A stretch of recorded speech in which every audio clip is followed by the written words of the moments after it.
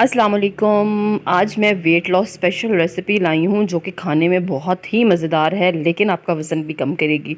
अमूमन ऐसा होता नहीं, क्योंकि हम वेट लॉस करते हुए बहुत ही फीका रूखा सा खाना खाते हैं। तो अब आपको फीका रूखा खाना खाने की ज़रूरत नहीं है, ये मज़ेदार सी रेसिपी इंजॉय कीजिए। 250 ग्राम यानी 1 पाव मूंग दाल का आटा लिया है मैंने, और इसमें 2 आपके आराम से बन जाते हैं, लेकिन आपने एट अ टाइम 2 नहीं खाने, सिर्फ 1 खाना है, यानी टोटल 143 कैलोरीज़ बनेंगी। अच्छा, ये हरी मिर्च और अदरक डालना है, थोड़ा सा पानी डाल के एक थिक सा मिक्सचर बनाना है। तो वेजिटेबल्स में बहुत कम कैलोरीज़ होती हैं, तो आपकी यहाँ पे भी ज़्यादा कैलोरीज़ नहीं लगेंगी, ऑलमोस्ट 20 कैलोरीज़। इसे बाउल में ट्रांसफ़र किया है मैंने, और इसके बाद इसमें मैं डालूँगी नमक, लाल कुटी हुई मिर्च, हल्दी पाउडर ताकि अच्छा सा कलर आए, और थोड़ी सी हींग। जब आपने ये बनाना है तभी आपने हींग डालनी है, उससे पहले आपने नहीं डालनी। बनाने से 5 मिनट पहले ही डालें। एक छोटा अदरक बारीक कटा हुआ, एक छोटा प्याज बारीक कटा हुआ, और धनिया,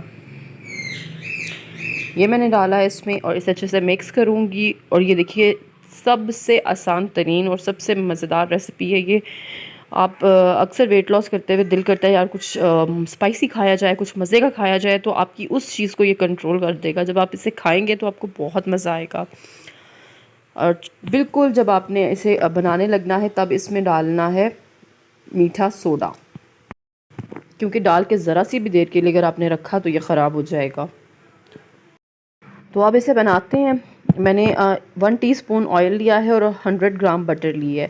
आप चाहें तो आधा लगाएं और आधा बाद में लगा दें। मैंने एक साथ ही लगा दिया है पैन पे, और दोनों साइड में इसी में कुक करूँगी। 1 टीस्पून में 40 कैलोरीज़ होती हैं, और 72 कैलोरीज़ होती हैं 10 ग्राम बटर में।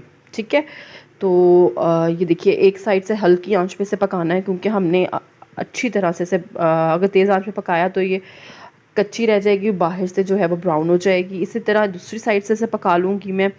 और आपका ये टोटल 300 कैलोरीज़ भी नहीं बनती ये, और आपका एक टाइम का जो खाना है ना, वो बहुत ज़बरदस्त मज़े का हो जाएगा। तो आज ही अगर आप वेट लॉस कर रहे हैं, वेट मेंटेन कर रहे हैं, तो ये मेरी रेसिपी ज़रूर ट्राई कीजिएगा। अल्लाह हाफ़िज़।